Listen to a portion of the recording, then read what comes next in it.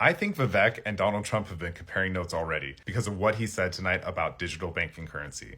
Tonight, I'm also making another promise to protect Americans from government tyranny. As your president, I will never allow the creation of a central bank digital currency. You know about that? Ooh. I didn't know you know so much. I'm well, New Hampshire, very smart people. Very current. You know what they're doing. Such a currency would give a federal government, our federal government, the absolute control over your money. They could take your money, you wouldn't even know it was gone. I'm very concerned about the government having digital currency and the ability to control access to our own money. This is incredibly important, and I think Vivek is at least advising him here. I don't hear any other candidates talking about this, and it really means a lot that Donald Trump is talking about something that millions of Americans are very concerned with. The other issue that is incredibly important to me, I have people ask all the time, Luke, you're so anti-war. How can you vote for someone like Donald Trump? It's simple. He's the only president that didn't start wars. He's the only candidate who is promising to end the wars. Like, he's the one for peace. Upon taking office, I will also restore peace through strength. I will get that war in Ukraine settled so fast. It should have never happened. It never would have happened. And look, it's a war machine. You know, it's a big war machine.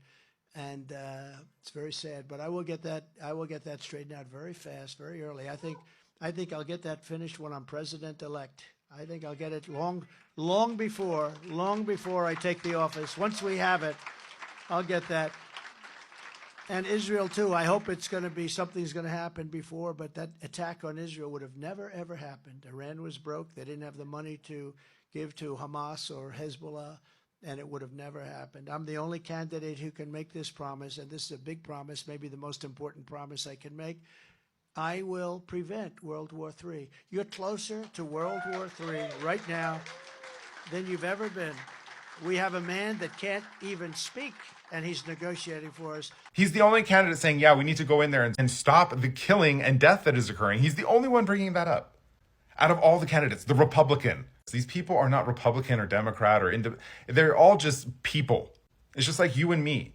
We might, we're registered as a Republican or we're registered as a Democrat. It doesn't mean anything. You can call yourself a Democrat for 20 years and then wake up one day and go, oh my God, I voted for Joe Biden and everything has gone to shit. There's war everywhere. People are dying. There's 30,000 people were killed in Palestine and we're just giving them money and supporting it. No, the American people are out here. We're on social media.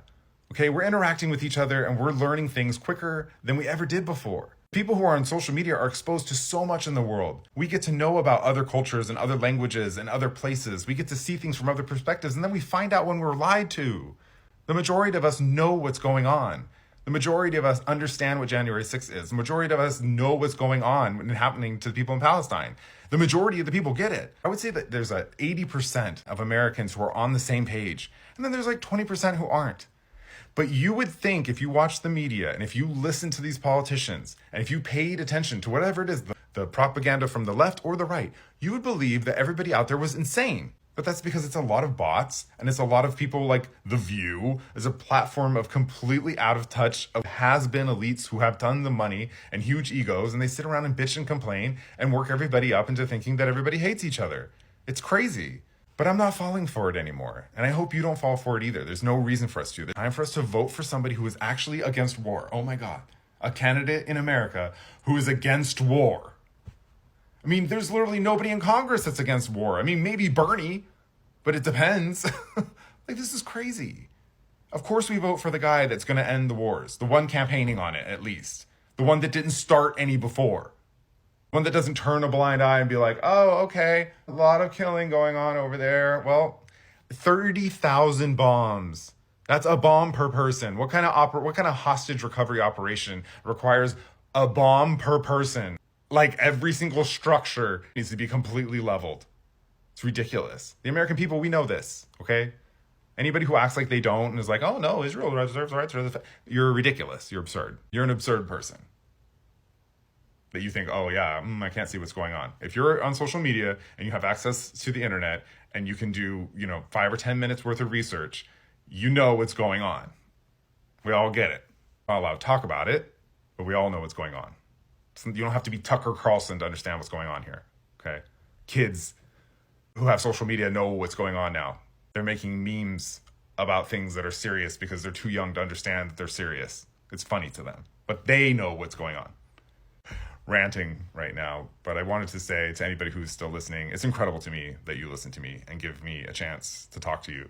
I can't believe how many people are following me. So I don't ever really take the time to reach out and make those types of videos because nobody cares about a video like that. Like, oh, I want to thank my followers. Yeah, I've made those in the past. Completely a waste of time. It's like 10 people see it. You probably see some of my TikToks and you haven't seen others because the way TikTok works, you just randomly see stuff on your FYP.